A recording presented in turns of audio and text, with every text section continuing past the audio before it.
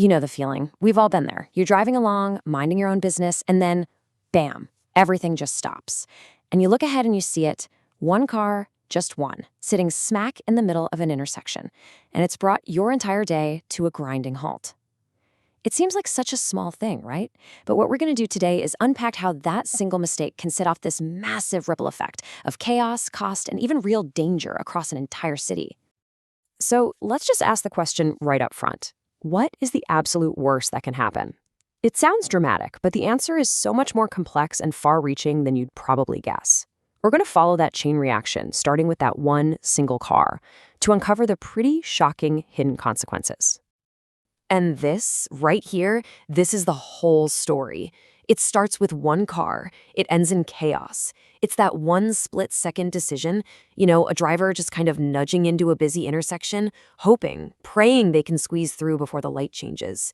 It feels so minor in that moment, but that one little lapse in judgment, that's the trigger for everything that's about to go wrong. So let's start at the very beginning, right at ground zero of this whole problem. The thing that kicks all this off is almost always a very simple, very human mistake. It's that moment of impatience, a quick distraction, or just flat out misjudging the space you have. But here's the thing. It's rarely just one factor. Usually it's this perfect storm of things all happening at once. So you've got heavy traffic, of course, but then you add in a driver who's not really paying attention to the space ahead, or maybe some traffic lights that are just terribly timed. Throw in some road work or a bit of bad weather, and suddenly that one small decision becomes the tiny spark that sets the entire system on fire. So that simple mistake, it snowballs, and it happens fast. It goes from being just another traffic jam to something much, much worse. Total paralysis. This is what we call the gridlock effect. And let's be super clear about what gridlock actually is, because it's not your everyday rush hour slowdown, not even close. It is a state of complete and total paralysis. The congestion gets so bad that literally no one can move. Not forward, not backward, not sideways. The entire system just freezes solid. I love this description because it just captures the power of this thing perfectly. A traffic tsunami. It's not just slowing you down right where you are. No, it sends these massive waves of chaos shooting outwards, messing up streets and intersections blocks, even miles away from where the problem first started. And if you want to see that ripple effect in real numbers, get this. Research shows that a single 5-minute blockage at one important intersection can add, on average, 20 minutes to people's commutes. And that's sometimes for an hour after the intersection is already clear. I mean, that is an incredible amount of chaos from one tiny mistake. Okay, so let's pull the camera back a bit and look at those wider ripples, because this goes way beyond just a frustrating drive home.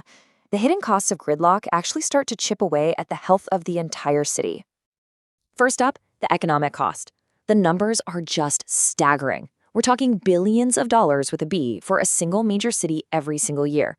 That's from lost work hours, late deliveries, all that wasted fuel.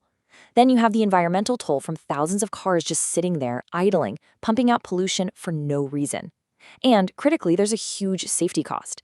As drivers get more and more frustrated, they start making risky choices, and you see the sharp spike in fender benders, rear-end collisions, you name it.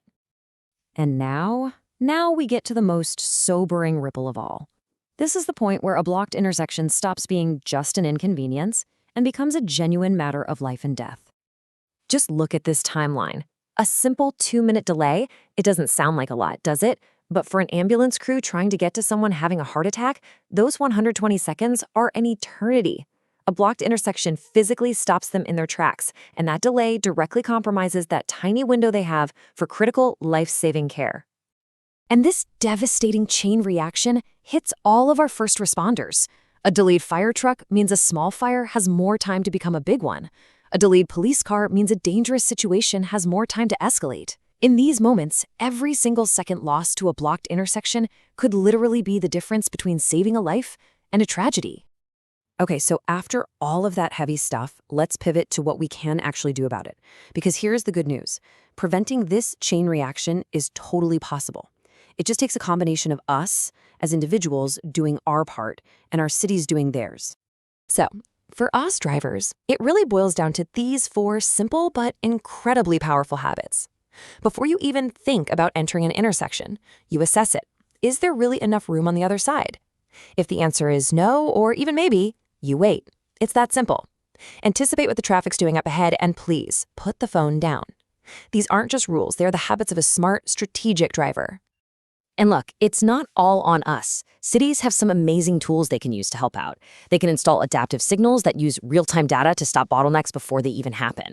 They can improve the roads with things like dedicated turn lanes. And they can combine smart enforcement with public awareness campaigns that explain why this stuff is so important. When you put all of that together, you create a system that's safer and just works better for everyone. Ultimately, what this all comes down to is just a small shift in how we think about driving. This isn't just about avoiding a ticket. It's an active choice. This quote says it perfectly. You're part of a complex dance, and every move you make affects the rhythm and the flow for everyone else out there with you. So I want to leave you with this final thought. Next time you pull up to a busy intersection, just remember this. You are not stuck in traffic. You are the traffic. You are an active piece of the puzzle. So the real question is, what role are you going to play? Please like, subscribe, and get notified.